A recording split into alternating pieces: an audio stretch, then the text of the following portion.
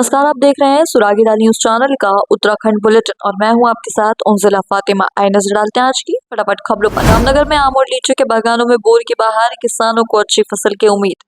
रामनगर में खनन कारोबारियों ने क्रशर स्वामियों पर उत्पीड़न का आरोप लगाते हुए कोसी नदी के कालूसैद एवं खड़ंजा गेट को किया बंद। हल्द्वानी में वर्चुअल रजिस्ट्री के विरोध में दस्तावेज लेखकों का रजिस्ट्री दफ्तर में धरना। रामनगर कोतवाली पुलिस ने बाइक पर ट्रिपल राइडिंग एवं बिना नंबर प्लेट बाइकों के खिलाफ अभियान चलाते हुए 8 बाइकों को किया सीज। महाशिवरात्रि पर्व पर लोहाघाट में भव्य शिव बारात के साथ विशाल मेले का आयोजन, हजारों की संख्या में पहुंचे भक्त। स्वास्थ्य कर्मी ने उच्च अधिकारियों पर लगाया उत्पीड़न का गंभीर आरोप, सीएमओ से जांच की मांग। मालकिन पर हमला कर भैंस ने गंभीर रूप से किया घायल, हायर सेंटर रेफर। गहरी खाई में गिरी गाय के लिए देवदूत बनी फायर स्टेशन लोहाघाट टीम। पहाड़ी आर्मी उत्तराखंड ने कैबिनेट मंत्री प्रेमचंद अग्रवाल का फूका पुतला, सरकार के फैसलों को बताया पहाड़ विरोधी। संगठन चुनाव के बाद प्रदेश से नवनियुक्त हुए मंडल अध्यक्षों का रुद्रपुर विधायक शिवा अरोड़ा ने अपने कार्यालय पर किया स्वागत। उत्तराखंड में मौसम विभाग ने एक बार फिर राज्य में भारी बारिश और बर्फबारी का अलर्ट किया जारी। 3 दिवसीय पोषण भी पढ़ाई भी कार्यशाला का डीएम ने किया शुभारंभ। अब खबरें विस्तार से। नैनीताल जिले में इस बार आम और लीची के बागानों में बोर की जबरदस्त बहार आई है। इससे किसानों के चेहरे खिले हुए हैं और वे इस बार अच्छी आमदनी की उम्मीद कर रहे हैं।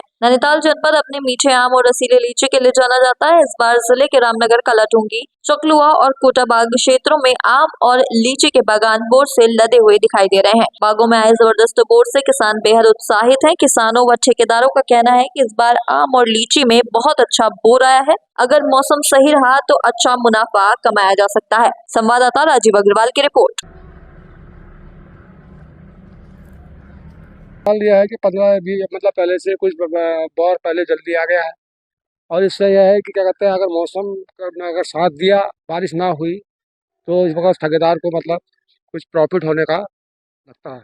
अच्छी उम्मीद है इस बार। हाँ ठीक। इस समय क्योंकि ठंड बहुत कम पड़ी है और मैं क्षेत्र भ्रमण में मैं कहीं पर भी किसानों से संपर्क कर रहा हूँ या खुद अपने निरीक्षण में देख रहा हूँ मौका मुआयने में कि इस बार आम और लीची और किसानों का फीडबैक लेने के बाद मुझे ये आश्वस्त हूँ कि इस बार आम और लीची की फसल बहुत अच्छी होगी। क्योंकि जहाँ इसमें जो बौर जल्दी आने का कारण आपने पूछा, इसमें थोड़ा टेम्परेचर में एकदम तेजी से उछाल आ रहा है, जबकि ये फरवरी तक बहुत ठंड रहती थी और फरवरी में ही को मौसम परिवर्तन के कारण जो थोड़ा 10 या 15 दिन पहले आम आ जा रहा है, इसमें ऐसा कोई नुकसान होने की कोई आशंका नहीं है।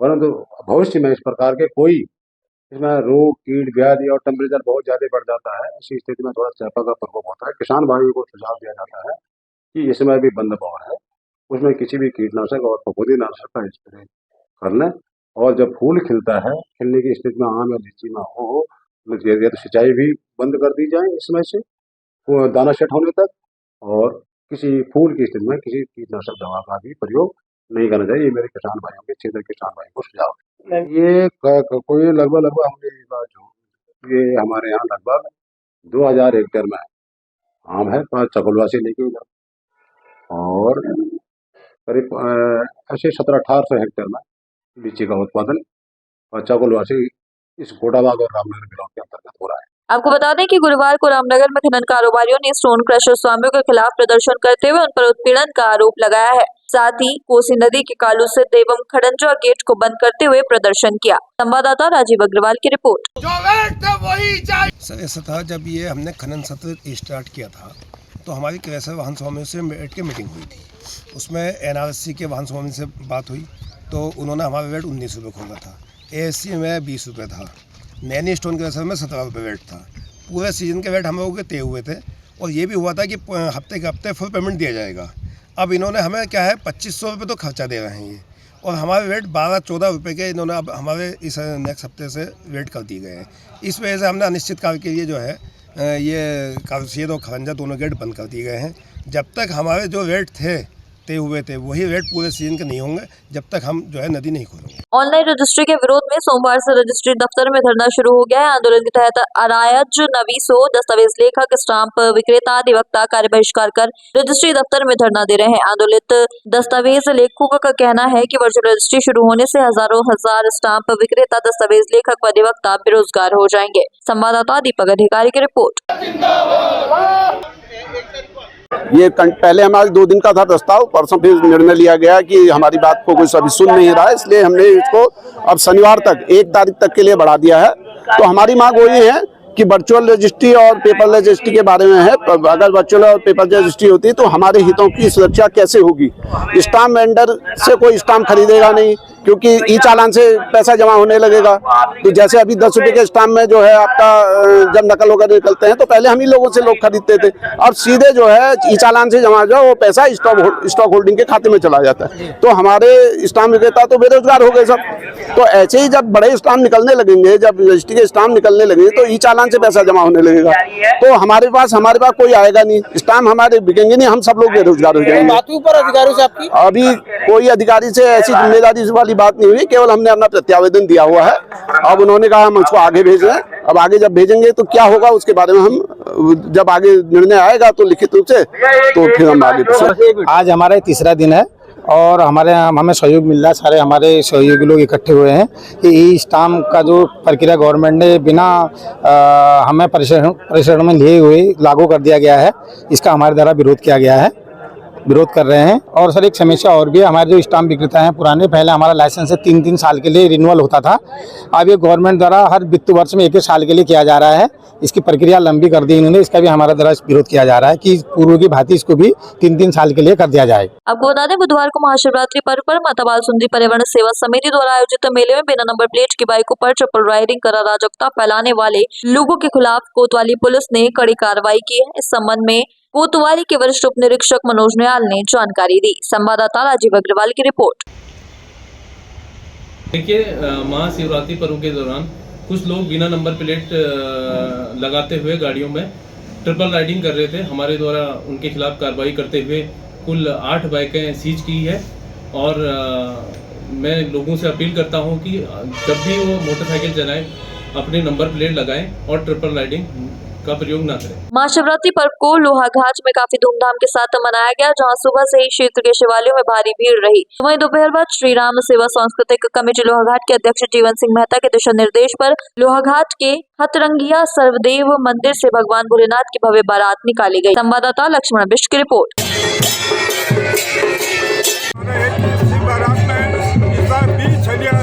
प्रतिभाग कर रहे हैं और महिलाएं पिछले महिला गायन के साथ चल रही हैं। और हमारी इस तैयारी में 1 हफ्ते से हम लोगों ने इसकी तैयारी की थी, जिसमें विरोध जो था तो उसका सहयोग बनाया गया था। मैं सभी राम भक्तों को धन्यवाद दूंगा जिनके सहयोग से आज ये भव्य और दिव्य झांकी यहाँ पर निकाली जा रही है। साथ साथ लोहाघाट की जनता का भी मैं धन्यवाद दूंगा जिनके सहयोग से विगत 2013 में इस झांकी को शुरू किया और जो अव्वल आगे को बढ़ती रह रही है। एक बार पुनः क्षेत्रीय जनता का बहुत बहुत धन्यवाद। और आने वाले भविष्य में इस महोत्सव को 1 दिन का और आगे बढ़ाया जाएगा, यानी कि 3 दिवसीय हम इस महोत्सव यहाँ पर करेंगे, जिसमें अधिक से अधिक लोगों से प्रतिभाग करने का अवसर प्राप्त होगा। पहले आप सभी को हर हर महादेव और जय श्री राम। आज का ये पावन दिन है शिव संकल्प लेने का, और बड़ी ही दुर्भाग्य की बात है कि कुछ लोग भ्रमित होकर भगवान शिव की भक्ति की आड़ में नशे की गिरफ्त में आ रहे हैं और समाज को दूषित करने का प्रयास कर रहे हैं, जबकि हमारे किसी भी धर्म ग्रंथ में, किसी भी धर्मशास्त्र में भगवान शिव के नशा करने को लेकर कोई प्रमाण नहीं मिलता। शिव तो ऑर्डर दानी है। उन्होंने सृष्टि के कल्याण हेतु समुद्र मंथन से प्राप्त विष, हलाहल विष को अपने कंठ में धारण किया और स्वयं महादेव कहलाए। आज आवश्यकता है हमारी युवा पीढ़ी को इन दुर्व्यसनों से दूर रहने की, और मैं आप सभी से अनुरोध करना चाहती हूँ कि आप सभी नशे से दूर रहें, क्योंकि नशे की गिरफ्त में आने से हम भगवत प्राप्ति से वंचित रह जाएंगे। इसी के साथ आप सभी को सादर करना चाहे तो एक साथ होनी चाहिए, सब लोग एक साथ बैठना ही नहीं चाहते। पापा, ट्राई दिस। लो, सब लपक लीजिए।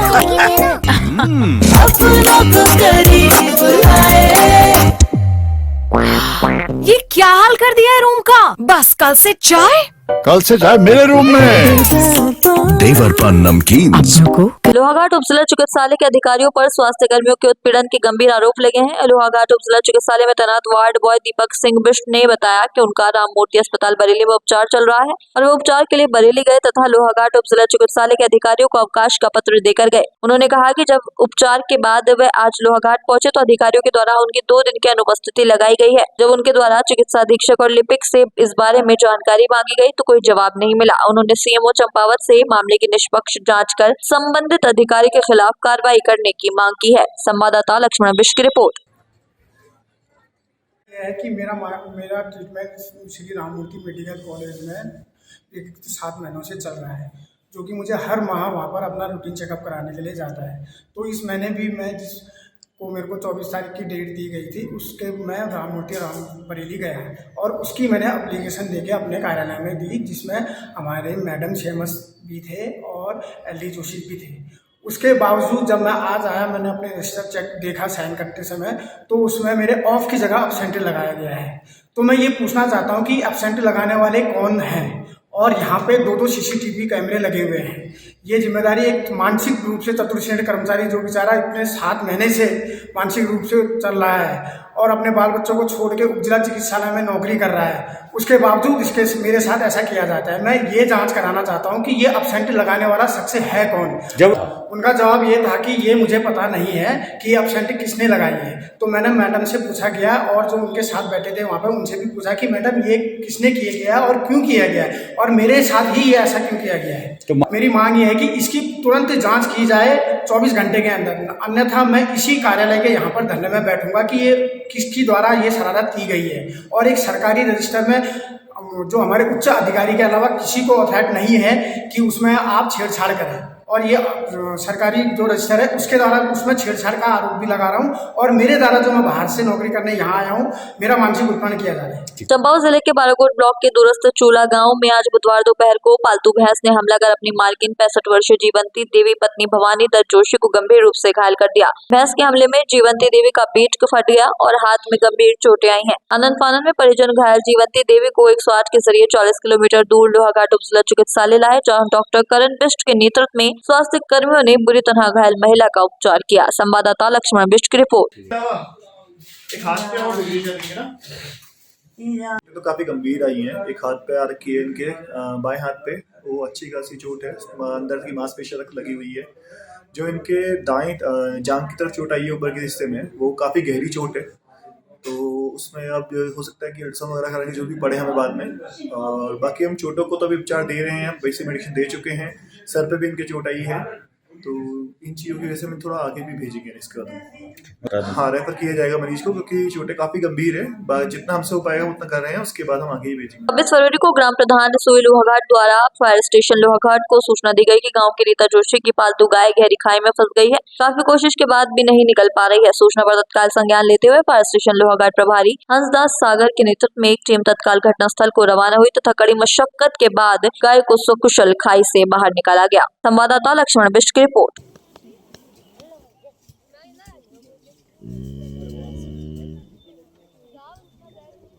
पहाड़ी आर्मी उत्तराखंड की पहाड़ी जागरण यात्रा लोहाघाट पहुंची, जहां वीर कालू सिंह चौराहे में पहाड़ी आर्मी उत्तराखंड के संस्थापक अध्यक्ष हरीश रावत व संयोजक विनोद शाही ने जनसभा को संबोधित करते हुए भाजपा सरकार के फैसलों को पहाड़ विरोधी बताते हुए कहा कि उत्तराखंड राज्य पहाड़ियों का राज्य है और पहाड़ियों के बलिदान व संघर्ष की बदौलत बना है, लेकिन आज सरकार अधिकतर फैसले पहाड़ विरोधी ले रही है। संवाददाता लक्ष्मण बिष्ट की रिपोर्ट। पहाड़ियों के लिए अशब्द नहीं बोले, बल्कि अपने लिए गड्ढा खोदा है, अपने लिए चिता तैयार कर रखी है और अपने समर्थकों के साथ बोझा बिस्तरा लेकर बाहर भगाने के लिए तैयारी कर रखी है। और जो इस बयानों का समर्थन करेगा उन सबको इस राज्य से हम भगाएंगे।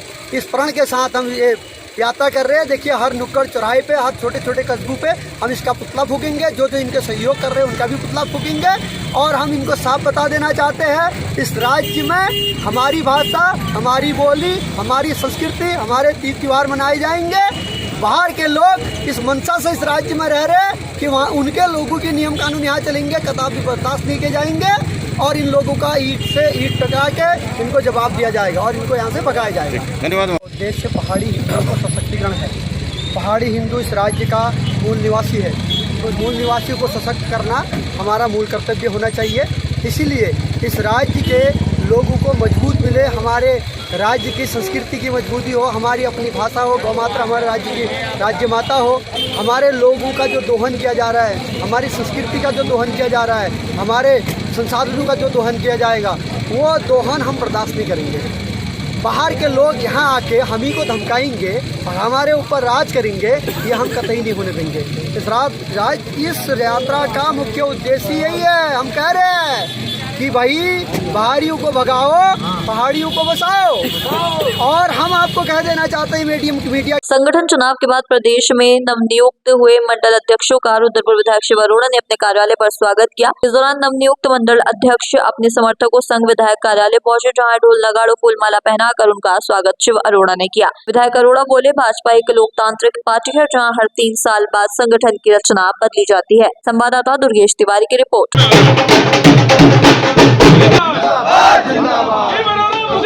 देखिए, भारतीय जनता पार्टी कैडर की पार्टी है, कार्यकर्ताओं की पार्टी है और इसमें मंडल अध्यक्ष की बहुत महत्वपूर्ण भूमिका होती है। और मैं अपने इस क्षेत्र से प्रदेश अध्यक्ष महेंद्र भट्ट जी का, मुख्यमंत्री पुष्कर सिंह धामी जी का, महामंत्री संगठन अजय कुमार जी का, उनका आभार व्यक्त करता हूं कि उन्होंने मेरी विधानसभा में चारों के चारों मंडल अध्यक्ष योग्य, सबर, समर्पित, युवा और पार्टी के लिए बड़ी ईमानदारी से जो काम कर रहे हैं, वो युवा भी हैं, अनुभवी भी हैं। धीरेश गुप्ता जी जो हमारे सरदार पटेल मंडल से बने हैं, पुराने अनुभवी हैं, बहुत अच्छे चुनाव परिणाम दिए हैं, संगठन के लिए अनवरत लगे रहते हैं, कार्यकर्ताओं के लिए संघर्ष करते हैं। ऐसे मुकेश पाल जी हमारे संत कबीर मंडल से बने हैं, वो भी समाज के बहुत सम्मानित नेता हैं और उनका बड़ा सम्मान है और ओबीसी मोर्चा के जिले के महामंत्री रहे हैं। ऐसे ही हमारे ग्रामीण मंडल से सुरसन विश्वास जी जो वहाँ मंडल के महामंत्री रहे हैं, जिला पंचायत सदस्य हैं। और ऐसे ही हमारे शहीद भगत सिंह मंडल से युवा, ऊर्जावान और जो मंडल के महामंत्री रहे हैं सुनील ठुकराल जी, चारों के चारों मंडल अध्यक्ष बड़े उत्साही हैं, समर्पित हैं। तो निश्चित रूप से मैं अपने शीर्ष नेतृत्व का आभार व्यक्त करता हूं और सभी मंडल अध्यक्षों से अपेक्षा करता हूं वो पार्टी को मजबूत करेंगे, बूथ तक मजबूत करेंगे और 2027 की दृष्टि से रुद्रपुर विधानसभा अजय विधानसभा रहेगी। ऐसे मंडल अध्यक्ष सभी कार्यकर्ताओं को साथ लेकर काम करेंगे। उत्तराखंड में मौसम विभाग ने एक बार फिर राज्य में भारी बारिश का अलर्ट जारी किया है। मौसम केंद्र देहरादून के निदेशक डॉक्टर विक्रम सिंह ने कहा कि उत्तराखंड में 27 और 28 तारीख को कुछ जिलों में भारी बारिश और बर्फबारी हो सकती है। विक्रम सिंह ने आगे कहा कि पहाड़ी जिलों में भारी बारिश इन 2 दिनों में हो सकती है, वहीं जिला देहरादून में भी कहीं कहीं भारी बारिश हो सकती है। संवाददाता सुनील राज की रिपोर्ट। नमस्कार, मैं विक्रम सिंह, निदेशक मौसम केंद्र देहरादून से। उत्तराखंड के लिए मौसम की बात करते हैं तो आज 27 तारीख फरवरी की है और जैसे पहले बोला भी गया था, दिए थे बुलेटिन्स वगैरह दिए गए हैं कि 27 और 28 तारीख को ये 2 दिन जो है पूरे उत्तराखंड में भी अच्छी बारिश जो है मिलने की संभावना है। तो 27 और 28 में जो एक पश्चिम विक्षोभ ये निकल रहा है वो स्ट्रॉन्ग है, एक्टिव है और उसकी वजह से आप देखेंगे कि आज 27 और कल 28 तारीख ये 2 दिन जो है ज़्यादातर जगहों में हल्की से मध्यम बारिश जो है प्रदेश में वो देखने को मिलेगी।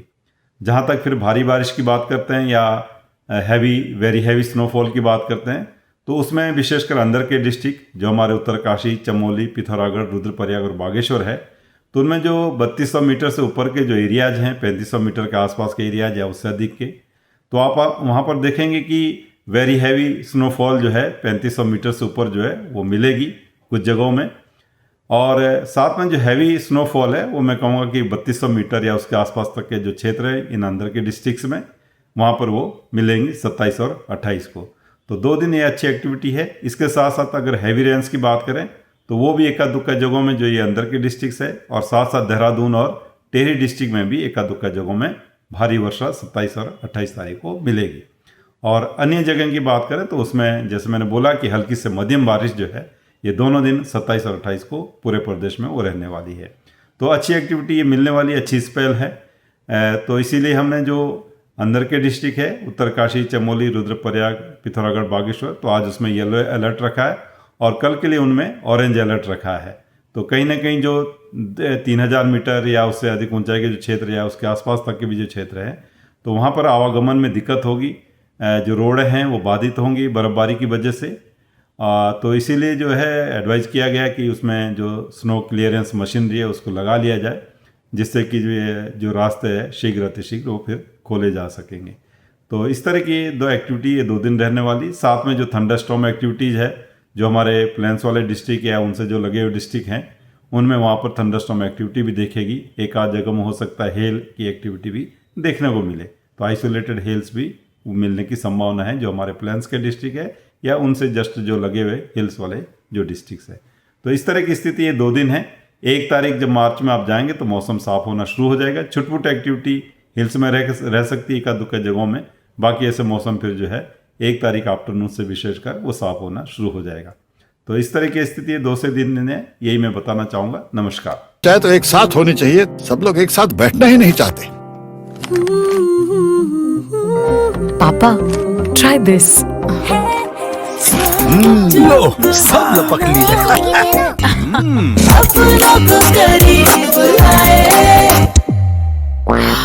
ये क्या हाल कर दिया है रूम का? बस कल से चाय मेरे रूम में। देवरपन नमकीन। बच्चों के पोषण और शिक्षा के क्षेत्र में अपनी भूमिका को सशक्त बनाने के उद्देश्य से गुरुवार को बाल विकास विभाग चंपावत के द्वारा आयोजित लोहागाज के युवा भवन में पोषण भी पढ़ाई भी विषय पर आयोजित 3 दिवसीय कार्यशाला का उद्घाटन जिलाधिकारी जयवर्धन शर्मा द्वारा किया गया। कार्यशाला के दौरान 120 आंगनबाड़ी कार्यकर्ताओं ने भाग लिया जो बच्चों के पोषण और शिक्षा के क्षेत्र में अपनी भूमिका को सशक्त बनाने हेतु प्रशिक्षण कार्यक्रम में शामिल हुए। संवाददाता लक्ष्मण बिश की रिपोर्ट। इसको ऑनलाइन करने की आवश्यकता है, तो ये होलिस्टिक प्रोग्राम डिजाइन किया गया है जो बाल विकास विभाग की तरफ से पोषण भी और पढ़ाई भी कार्यक्रम है। बेसिकली इसमें अभी जो हमारी आंगनबाड़ी कार्यकर्ती हैं उनको 3 दिन का प्रशिक्षण दिया जा रहा है यहाँ पे। इसमें कुछ मॉड्यूल्स हम लोगों ने डिज़ाइन किए गए हैं और जो ट्रेंड हमारे फैकल्टी हैं वो इनको यहाँ पे इनपुट देंगे ताकि ग्राउंड में जो ये आंगनबाड़ी कार्यकर्ती हैं वो पोषण और पढ़ाई जो बच्चे हैं और उनकी माताएं हैं इन दोनों को हमारी न्यूट्रिशन संबंधित और एजुकेशन और स्पेशल नीड संबंधित जो इनपुट हैं वो उनको प्रदान कर सकेंगे। इसलिए कार्यक्रम महत्वपूर्ण है जिसमें अभी हमारी सारी आंगनबाड़ी कार्यकर्ते हैं। निश्चित दिल्ली भारत सरकार के द्वारा डिज़ाइन किया हुआ है एक कार्यक्रम जिसमें हम जो कुपोषण से लड़ने के विभिन्न जो तरीके हैं उन पर चर्चा करते हैं, इससे बचाव की चर्चा करते हैं और बिहेवियरल चेंज पर चर्चा करते हैं। इसके बाद जो न्यू एजुकेशन पॉलिसी 2020 आई उसके आलोक में जो नया करिकुलम फ्रेमवर्क तैयार किया गया उसकी भी यहाँ पर ट्रेनिंग और चर्चाएं की जाएंगी जो बच्चे के विभिन्न विकासात्मक पहलू हैं, चाहे कॉग्निटिव डेवलपमेंट है, साइकोमोटर डेवलपमेंट है, सोशल डेवलपमेंट है, इमोशनल डेवलपमेंट है, फिजिकल डेवलपमेंट है। ये सारे पहलुओं को एक मॉड्यूल के रूप में साइंटिफिक वे में सिखाने का एक कार्यक्रम यहाँ पर डेवलप किया गया है भारत सरकार के द्वारा। उसी का ये 3 दिवसीय कार्यक्रम है जिसमें 12 मॉड्यूल हैं और लगभग हमारे 120 प्रतिभागी यहाँ पर इस मॉड्यूल का प्रशिक्षण लेंगे। आज के लिए बस इतना ही। ऐसी सभी खबरों के लिए जुड़े रहिए सुरागीलाल न्यूज़ चैनल के साथ। धन्यवाद।